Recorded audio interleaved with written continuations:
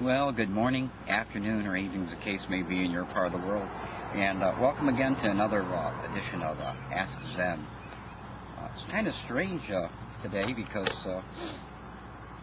I decided to come out and get in the sun a little bit and relax by the lake. And I've had a couple of really good questions for Ask Zen. Good morning, afternoon, or evening, as the case may be in your part of the world. And welcome again to another edition of Ask Zen. It's kind of strange today because, I decided to come out and get in the sun a little bit and relax by the lake. And I've had a couple of really good questions for Ask Zen. This was the first of the newest questions, and I thought they were really good questions. So hopefully I've got the mic set to Zoom so that you can hear me a little bit better, and I'll tackle some of these.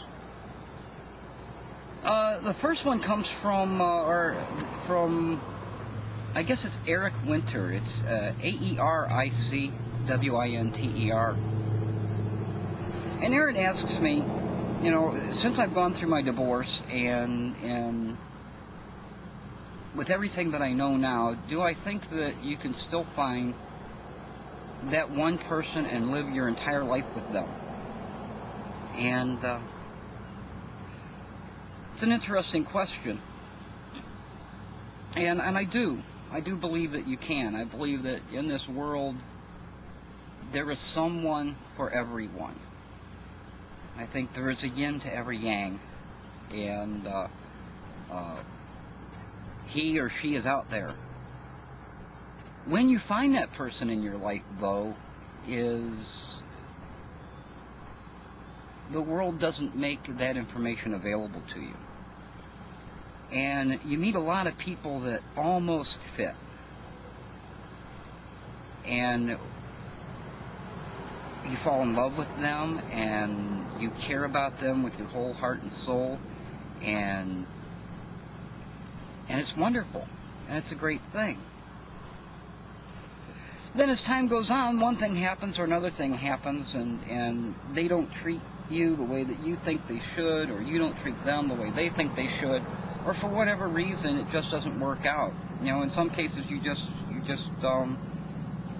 slowly move apart and discover that this isn't the puzzle piece that really fits. It appeared to fit, with a little bit of forcing, you managed to get it in the puzzle, but when you stood back, the picture just somehow wasn't right. But that's a learning experience, and it's a good thing for you. It's a painful thing very often, especially if they're the one that has decided to leave you. It can be very painful. But it's a good thing. Instead of looking at what you lost, look at the number of years or weeks or days or whatever it happens to be that you felt fulfilled, and life was good and clear, and you thought you knew what you were doing. You made plans on what you were doing with them and sharing your life with them. And that was all a positive experience. But for every yin, there is a yang. For everything that happens, there's a reason. And perhaps during that relationship, you learned something about yourself and about others that you didn't know before. So that was a good thing.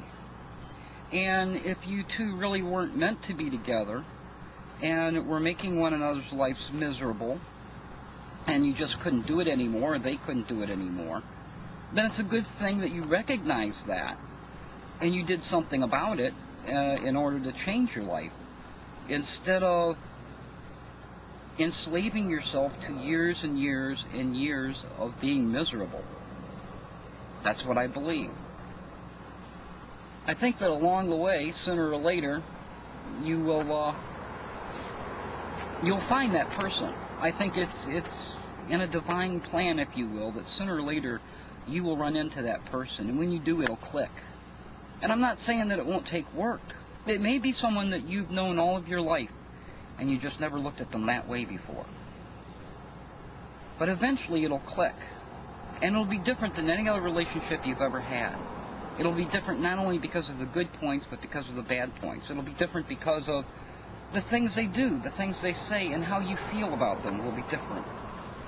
And I think when you find that person, and the two of you make a commitment, whatever that commitment is, if it's to live together for the rest of your life, or to get married, you know, legally married, or whatever, I think that's a good thing. I think you should make a commitment to one another. You should say, I intend to spend the rest of my life with you. You are important to me, and I appreciate that I am important to you. And you may say that to a number of people before you actually say it to the one that you end up staying with. Secondly, you know, the world's a different place today. I'm 50 years old. It wasn't too many years ago, almost 50. I say 50, and I have a friend that tells me, you're not 50. I think she tells me that because she doesn't want to be 50. But I'm almost 50 years old. And there was a time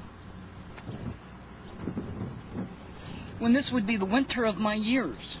This would be the last days of my life, because that's what life expectancy was then. And so it would be easy for me to come out of high school, spend 5 or 10 years, and meet up with someone, and spend 20 years in marriage with them. And just as the relationship was becoming companionship, it would be the end of our years, and we would pass on, and hopefully they would move on, and find someone else to fulfill the needs in their life. It's not like that today. Today, life expectancy of the average male who doesn't smoke and is relatively healthy is somewhere around 75 years. And life expectancy of a female, you guys live longer. Why? I have no idea. Especially with the crap you've got to put up from us. But a female is expected to be 80, 85 years old before she passes away. It might even be higher than that. So that means that if you get out of high school, in 5, 10 years, you meet someone and you fall in love and you stay with them, you know, you're looking at 30, 40, 50, 60 years of being together. Lord help you. And I say Lord in a universal way. So Lord help you, you know. I think it's at some point, you know, right now, I think a relationship goes through a number of different changes, and as those changes happen, your relationship changes, and your thoughts change about that person. And at this point in life, with life expectancy, what it is, maybe you can only put up with someone's bullshit for so long before you have to say, I'm out of here. So, I don't know. I believe in forever. My first one was 22 years, and I'm waiting for my second one. And I know, I believe with every fiber of my being that that person is out there. That person is female in my case, at least as far as I know today. I'm heterosexual. But I don't think it matters if you're, you know, I don't think it matters if they're the same gender as you or they're not the same gender as you. I think love is love, you know. And I don't want to get into the whole legal thing about marriage and church and all of that, but I don't care who that companion is that you find to spend the rest of your life with. I think they're out there. I really do believe that they're out there for everyone. And I believe that there is a divine plan of nature that you will eventually find them. So, I'm going to stop this Ask Zen at this question. She has another question, which I will tackle in another one, about immortality.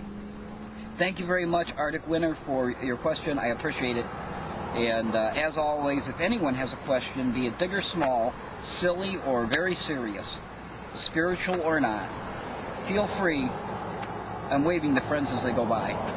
Feel free to drop me a message here at YouTube, and I'll roll it over. I'll tell you what I think, what I believe. And I don't pretend to have all of the answers.